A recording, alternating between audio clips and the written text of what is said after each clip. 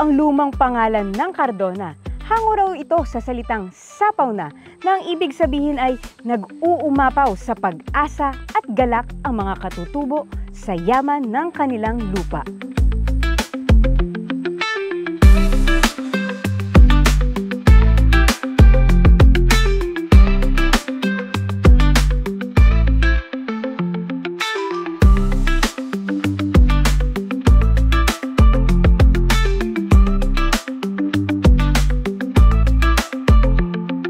Nandito tayo ngayon sa Cardona, Rizal, kung saan matatagpuan ang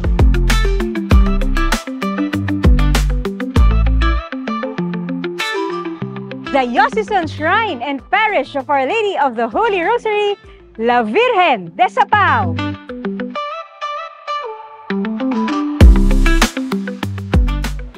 Kaya samahan ninyo ako sa isa na namang lakbay simbahan dito sa Lakbites!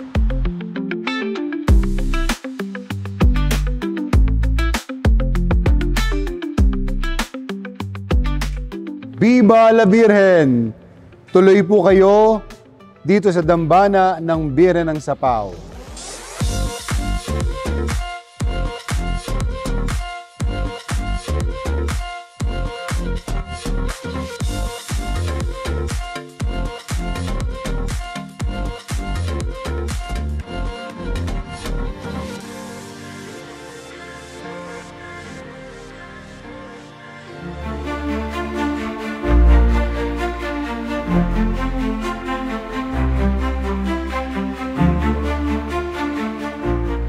Ang sinisimbolo ng Birhen ng Sapao ay Birhen ng Santo Rosario, na mahal na Birhen tapos buhat-buhat niya ang Niño Jesus. Na ito ay nagsimula pa noong 1872 nung maging parish ito na pinangalan sa Our Lady of Holy Rosary. Marami pa ring mga personal miracles ang mahal na Birhen sa mga deboto niya, sa mga taga-Cardona. Kaya nga ginamit din nila ito nung canonical coronation 3 years ago, na kinunpay nila yung mga kwento ng mga pamilya, na mag-asawa, o yung mga iba nag-abroad, nagkatrabaho, yung hindi magkaanak. Actually, yung deboto niya, parang buong pamilya Pamilya siya, hindi lang sa mga nanay. Di ba usually, pag may prosesyon na nagbubuhat lalaki, dito mayroon talagang puro babae, na meron silang pagmamahal at debosyon sa kanya. Pero yung tungkol dun sa kung anong aspeto o anong klase ng tao, nanay ba, tatay ba, I think pamilya yung may devotion sa kanya. Palagay ko, kaya naging secondary patron si San Francisco, kasi sabi dun sa libro na nasulat noong 1904, merong bukal ng tubig noong 1608 ng pangalan ay Fuente Bendita na attributed sa mahal na Birhen, na siya'y nagpapagaling doon sa bukal na yon. Kaya siguro, sinabi ng mga Franciscano, mas maganda ang Birhen ang pangalan, sa Birhen natin ipangalan ang parokya. At si San Francisco, ginawang secondary patron.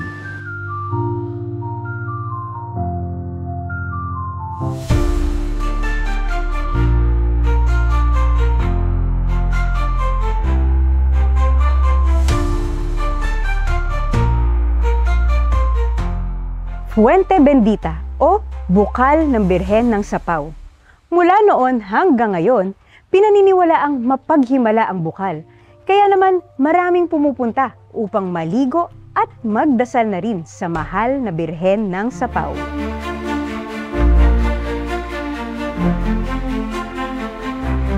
Totoo yun, 470 years na nga ang parokya ngayon kasi itong Cardona nung araw ay Sapao ang tawag. At ito ay bahagi ng bayan ng Morong. Ang sabi, yung parokya ni San Jeronimo sa Morong, sakop itong kapilya ni San Francisco. Ito ay noong 1608. Sa kapilya ni San Francisco, nilagyan ng mga paring Franciscano ng larawan ng mahal na Birhen, na meron nga siyang kalong-kalong na Niño Jesus. Noong 1608, at nung dinala dito yung mahal na Birhen, tinawag siya ng mga katutubo na La Virgen de Sapao o Nuestra Señora de Sapao. Kaya simula 1608 hanggang 1872, ang patron ng kapilya ay si San Francisco. Kung bakit nung gawing parokya, pinangalan sa Our Lady of Holy Rosary. 3 years ago na koronahan ng Mahal na Birhen at napakalaking biyaya nito sa mga taga rito kasi ang coronation ng Mahal na Birhen o kahit anong imahen ng Mahal na Birhen sa buong simbahan ay affirmation yan ng malalim, ng matandang debosyon sa imahen. Requirement kasi yun para makoronahan eh. So parang yung pontifical coronation ay in-affirm niya na talagang yung debosyon sa Mahal na Birhen ay malalim at talagang ang Birhen na ito ay minamahal ng mga tao.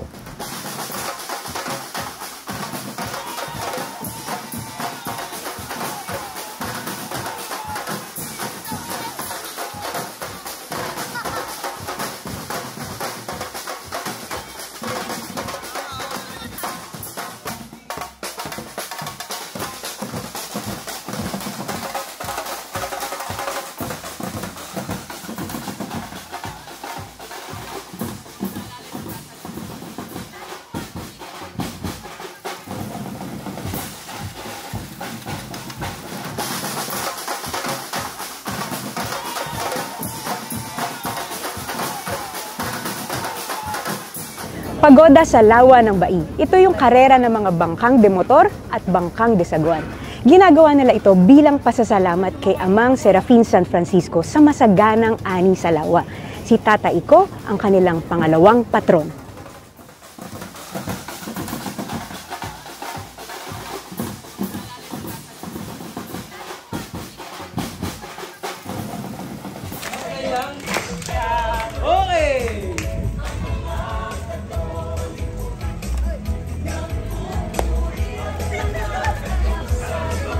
Ang sakada po ay, ang ibig sabihin po niya ay sa salitang sakada, ito po ay saka at pangingisda. So ito po ang pangunahing produkto po dito sa Cardona.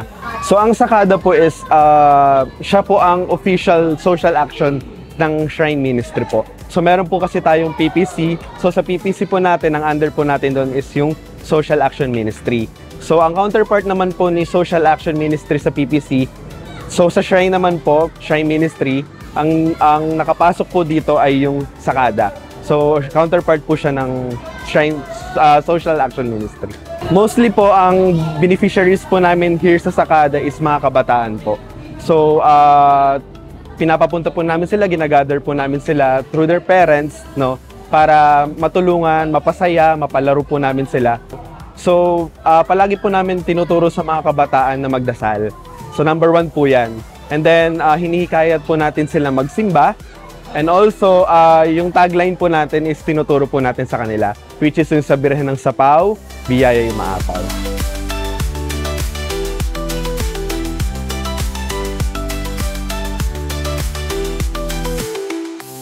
Masaya po. Kasi po kasama ko kapatid ko, tapos yung mga kaibigan ko po.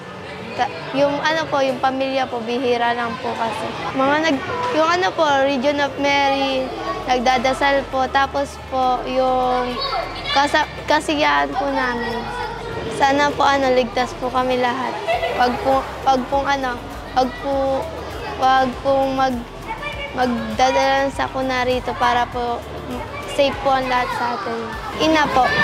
Kasi po, siya po yung nagbibigay ng lakas sa akin, tapos po sa magulang ko.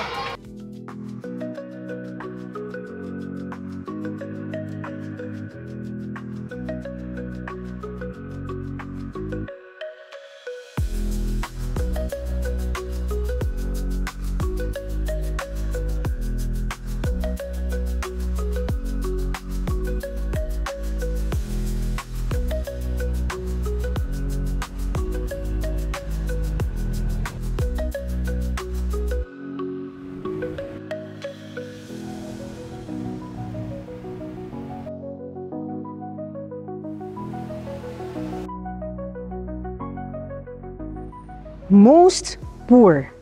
Ito ay isa sa mga evangelical virtues of Mary. Ipinanganak niya ang kanyang anak, binalutan ng lampin, at pinahiga sa isang sabsaban. Tanda ito ng kanyang karukhaan, ngunit hindi binago ng kahirapan ang kanyang pagtitiwala sa Diyos.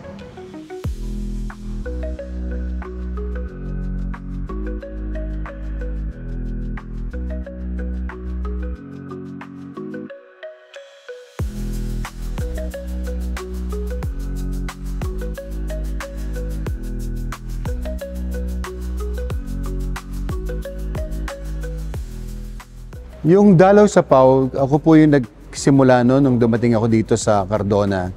Dahil nga wala naman masyadong activities dito kasi simple at payak lang ang dambanang ito.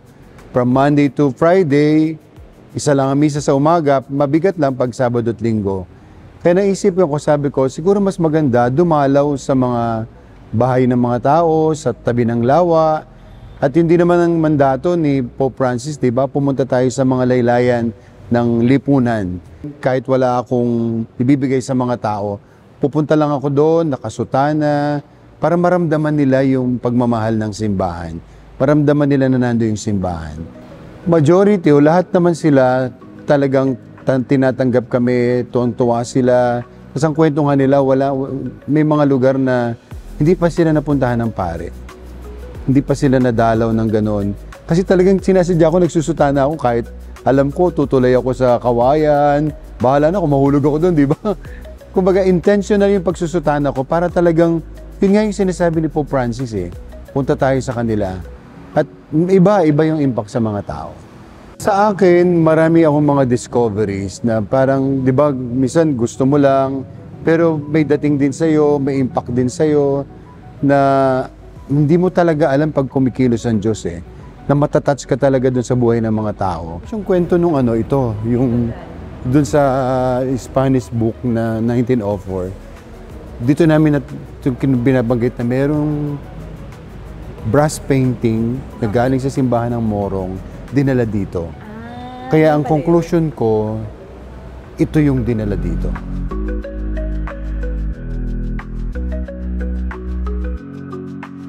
Lahat ng replica niya gusto namin maputi. Okay. Ivory or ivory finish. Kasi talagang Santo Rosario itsura niya Opo. At kamukha siya ng Lanabal, ng Manawag. Yes. So, para magkaroon ng identity yung bira ng Sapaw, sabi ko sa dapat white siya.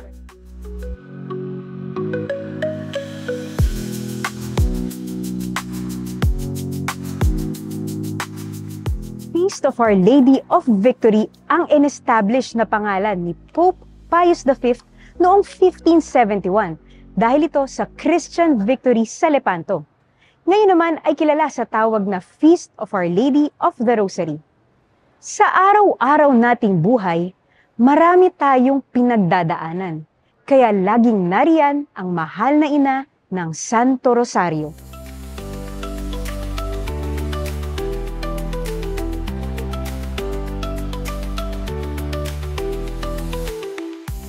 Yung pong tinatawag natin na special bond of spiritual affinity, ito ay isang ugnayan, isang relationship between sa isang mas mataas na simbahan sa isang mas maliit na simbahan.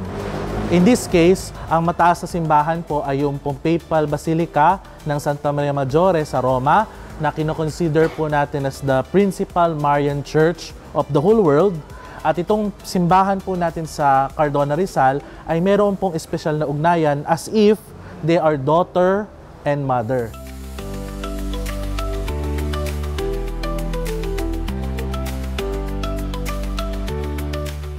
So lahat po ng mga churches na meron pong spiritual bond sa Papal Basilica of Santa Maria Maggiore ay meron din po na imahe nitong Salus Populi Romani. Gayun din naman po, dahil po lahat po ng mga pumupunta ritong mga pilgrims at lalo na po mga Marian devotees ay makakatanggap po ng plenary indulgence lalo po sa lahat ng Marian feasts and solemnities throughout the year. Ang kagandahan po nito is sa pamamagitan po ng special title na ito, nakikilala po yung mga local devotions sa Mahal na Birheng Maria dito sa Pilipinas at nakikita po ng mga tao na meron po silang magandang ugnayan sa simbahan po ng Mahal na Birhen sa Roma. So sa pamamagitan po ng biyaya po ng indulhensya, marami po natutulungan mga kaluluwa, lalo tigit po yung mga nais po na mangumpisal at sila po ay magbabagong buhay, dapat ginagawa din po nila yung requirements para makatanggap po ng indulgence, which are yung pong tayo po ay magkaroon ng malinis na kalooban na itakwil po ang kasalanan, tayo po ay nangumpisal, tayo po ay tumanggap ng komunyon at manalangin po para po sa kapakanan ng Santo Papa. Ang mga spiritual bond po ay nagtatagal hanggat meron pong simbahan. Pero syempre po, sa mga pagkakataon po na kunwari po nasira po yung simbahan dahil po sa isang war o kaya po sa anuman pong kaganapan, posible po na mawala ito, pero ito naman po pwede pong i-renew. So, ibig sabihin po, naroon po yung pagkakataon na ito po ay pwede rin pong maisariwa, itong relationship between this church at saka po yung Papal Basilica po sa Roma.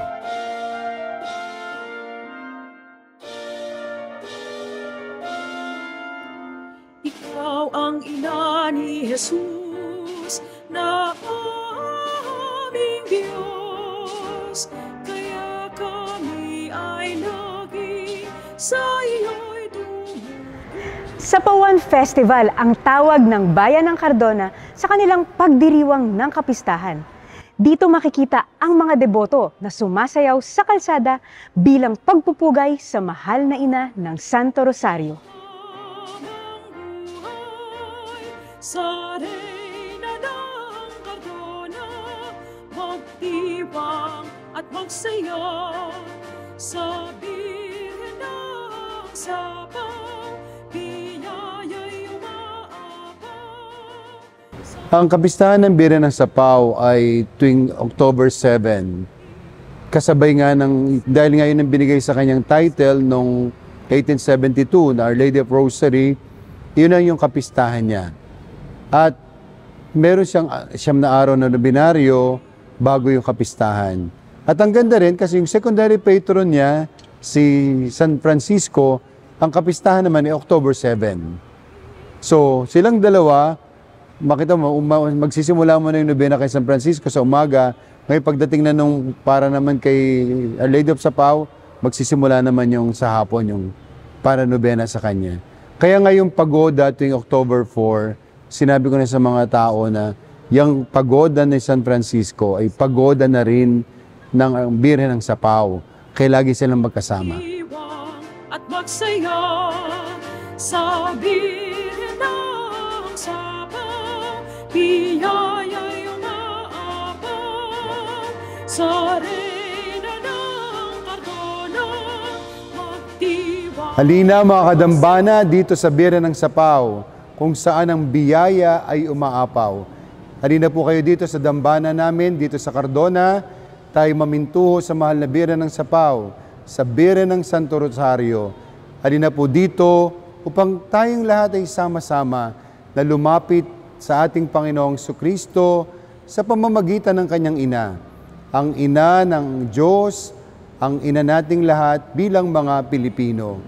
Viva la Virgen! Tulad ni San Francisco. Mula noon hanggang ngayon, nananatili ang Birhen ng Sapaw bilang ina ng grasya at pag-asa.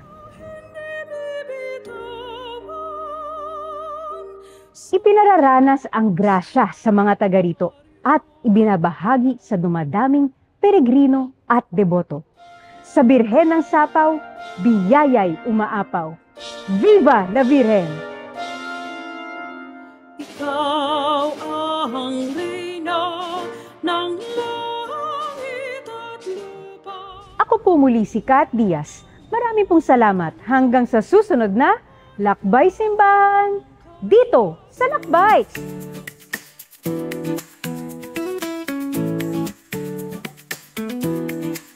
Tara, let's maglakbay. Sumama ka. Ganda ng tanawin, mabibighani ka. Kwentong lumipas, kaya man ang tunay. Halika't kasing simbahan nating